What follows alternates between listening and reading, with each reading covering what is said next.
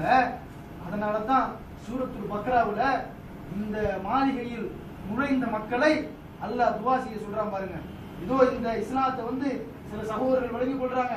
எப்படி தியாகங்களை பத்தியோ நபிமார்களுடைய கஷ்டங்களை பத்தியோ நம்ம பயான்ல கேட்கும் போது சுருக்கத்துக்கு போறதா இவ்வளவு பிரச்சனை எல்லாம் இருக்குன்னு அதுவும் ஒரு பக்கம் இருக்கு.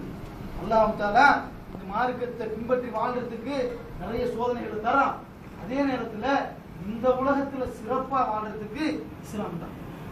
அது அல்லாஹ்ட்ட கேட்க சொல்றான் பாருங்க. சூரத்துல் பக்ரால 201வது வசனத்துல சொல்றான், ரப்பனா ஆத்தினா ஃபித் துன்யா ஹஸனா வ ஃபில் ஆகிரத்தி ஹஸனத்துன் வ கினா அஸாபன்னார். இறைவா, நீ எங்களுக்கு இந்த உலகத்துல சிறந்தது தான், மறுமையிலே சிறந்தது தான், நரக நெருப்பிலிருந்து எங்களை பாதுகாத்துக் கொள். இந்த உலகம் வேண்டான்னு இருந்திருந்தா அல்லாஹ் கேட்க சொல்ல மாட்டான். அல்லாஹ் கேட்கிறான், சொல்றான் அல்லாஹ், நீ என்கிட்ட கேட்கும்போது எப்படி கேட்கணும்? இந்த உலகத்திலேயும் சிறந்ததுதான், மறுமையிலேயும் சிறந்ததுதான். இந்த உலகத்துல சிறந்ததை எடுத்துக்கொள்றதுக்கு தான் ஒவ்வொரு விஷயமா இந்த இஸ்லாம் என்ற வீட்டிற்குள்ள புதைச்சி வச்சிருக்கான். இந்த 5 கடமை இல்ல, ஒவ்வொரு இபாதத்துகளையும் ஒவ்வொரு பரலான கடமைகளையும் நபி அவர்கள் செய்து காட்டிய ஸல்லல்லாஹு அலைஹி வஸல்லம் ஒவ்வொரு சட்ட திட்டங்களையும் எடுத்து பார்த்தா இந்த உலகத்துல நிம்மதியா வாழ்றதுக்கு இஸ்லாமை தவிர ஒரு இடமும் கிடையாது. அப்ப நாம ஏன் இன்னைக்கு நிம்மதி இல்லாம இருக்கிறோம்? பின்னாடி நம்ம சொல்லுவோம். நிம்மதி இல்லாம இருக்கிறதுக்கு காரணம் யார் பேர்ல பிரச்சனை இருக்கு? மார்க்கத்துல பிரச்சனை இருக்குதா? நம்மள மாதிரி இஸ்லாமியர்களுக்கு பிரச்சனை இருக்குதா?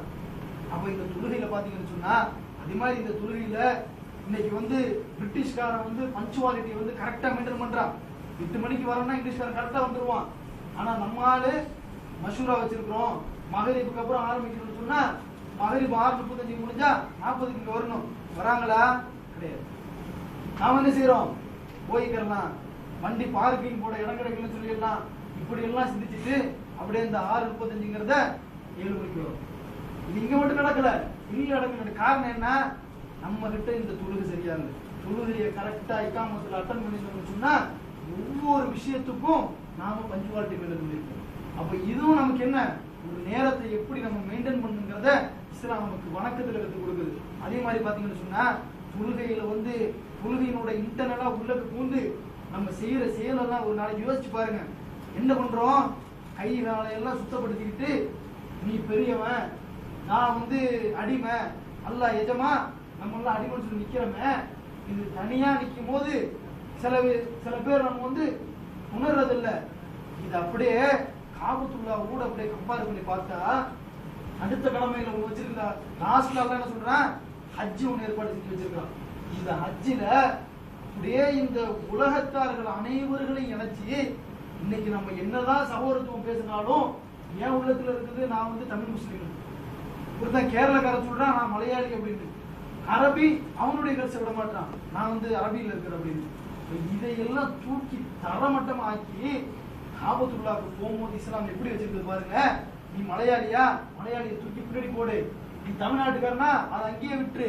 நீ அரபியா, நீ சூடான்காரனா, நீ பிலிப்பேனியா, எல்லா பயிலையும் அப்படியே தூக்கி வெளியில போட்டுட்டு லா இலாஹ இல்லல்லாஹ் உள்ள வந்தீங்கன்னா எல்லாம் ஒண்ணாங்க. கேட்கிறோமா இல்லையா? இன்னைக்கு நம்ம பாக்குறோமா இல்லையா அந்த விஷயத்த? அப்படியே கை கட்டி நிக்க வச்சு அந்த அடிமைத்தனத்தை ரப்புல் ஆலமீன் ரப்பு தான், நம்ம எல்லாம் அடிமைகள். அப்படியே நின்று அதுல ஒரு சகோதரத்துவத்தை ஏற்படுத்துது இந்த தொழுகையோட சேர்ந்த அந்த ஹஜ்ஜுடைய கடமை. அதே மாதிரி அடுத்தது நான் 3வது நிறைய இந்த விஷயங்களை நம்ம பேசலாம். இந்த வணங்குறதே ரப்புல் ஆலமீன் செய்யக்கூடிய ஒவ்வொரு வணக்கத்தை எடுத்துக்கிடுங்க, ருக்கு எடுத்துக்கிடுங்க. அல்லாஹ்வுடைய முன்னிலையில கை வச்சு புகழ்றவன வேற எதையாச்சும் சொல்லப்பட்டிருக்கா? அவன் போய் நெருப்பு சாகுறான். எதுக்கு? இறைவன் என்ன விரும்பணுங்கிறதுனால நெருப்பு நடக்க ஆசைப்படுறாங்க. நமக்கு அல்லாஹ் சொல்லி தரான், நான் பெரியவன், நீ குனிஞ்சு நின்று என்ன புகழுங்கிறான். இது நபிகள் நாயகம் ஸல்லல்லாஹு அலைஹி வஸல்லம் அவர்கள் இந்த தொழுகையை பற்றி சிறப்பை சொல்லும் போது வணங்குறத அப்படியே எக்ஸ்பிளனேஷன் பண்றாங்க. ஒரு அடியான் என்னை நோக்கி அல்லாஹு அக்பர் என்று எனக்கு கொடுக்க வேண்டிய மரியாதையை கொடுத்து விட்டான். அடுத்தது என்ன? ஒவ்வொரு செயலையும் சொல்றாங்க.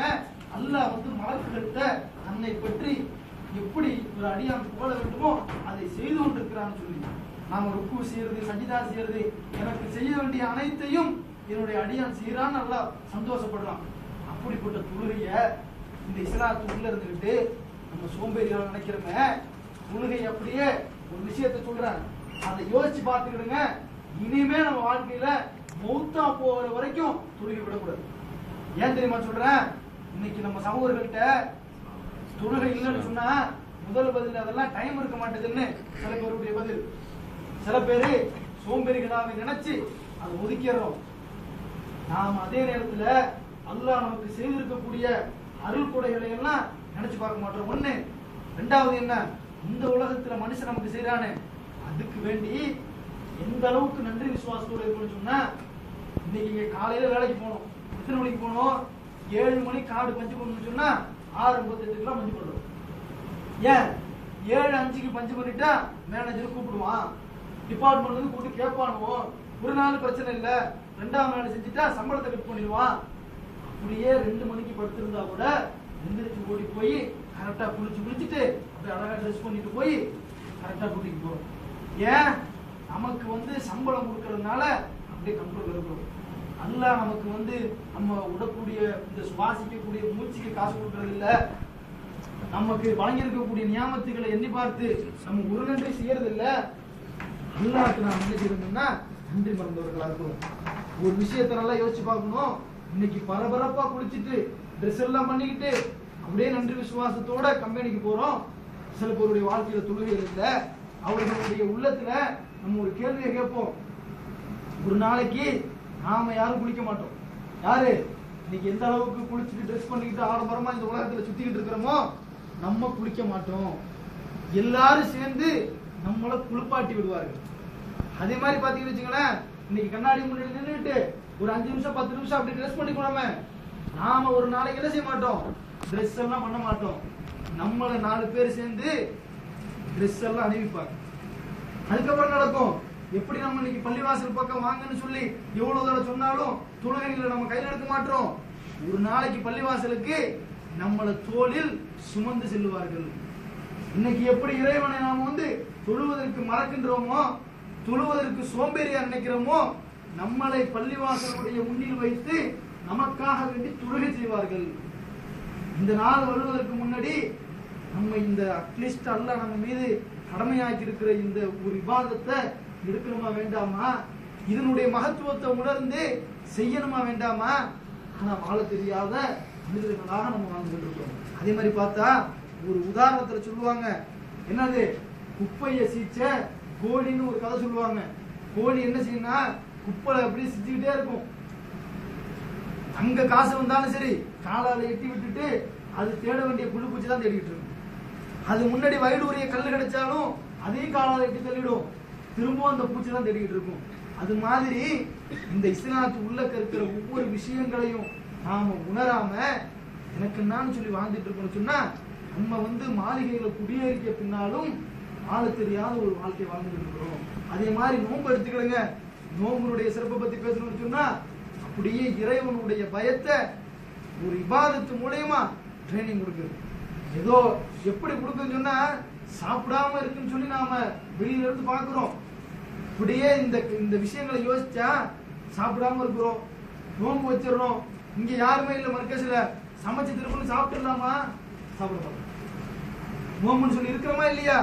கட்டின பொண்டாட்டியா இருந்தா கூட தனிமையில இருந்தா நோம்பு வச்சுட்டா ஒதுங்கி இருக்கிறோமா இல்லையா? நமக்கு ஹலாலாக்கப்பட்டது அப்படி இருந்து நாம தொட மாட்டேங்கிறோம் சொன்னா காரணம் என்ன? இறையச்சத்தை இஸ்லாம் அப்படியே ஒவ்வொரு விதத்திலையும் இந்த உலகத்துல அந்த பயம் வந்துருச்சுன்னு சொன்னா இவ்வளவு நல்லவர்களா வாழலாமாங்க. இந்த அல்லாஹ் நம்மளை 24 மணி நேரமும் கண்காணிச்சுட்டு இருக்கிறாங்கிற அந்த இறையச்ச உணர்வை வாழ்க்கையில கொண்டு வர்றதுக்காக அழகா நமக்கு இந்த இபாதத்துகளை எல்லாம் வச்சு இந்த இஸ்லாம் நமக்கு சொல்லிக் கொடுக்குது. ஆனா நாம என்ன செய்யறோம், அதெல்லாம் எங்களுக்கு வேண்டாம், இதாவது ஈஸியாக நம்மளால செய்ய முடியுமா அப்படி செஞ்சுக்கிட்டு இருக்கிறோம். இன்னும்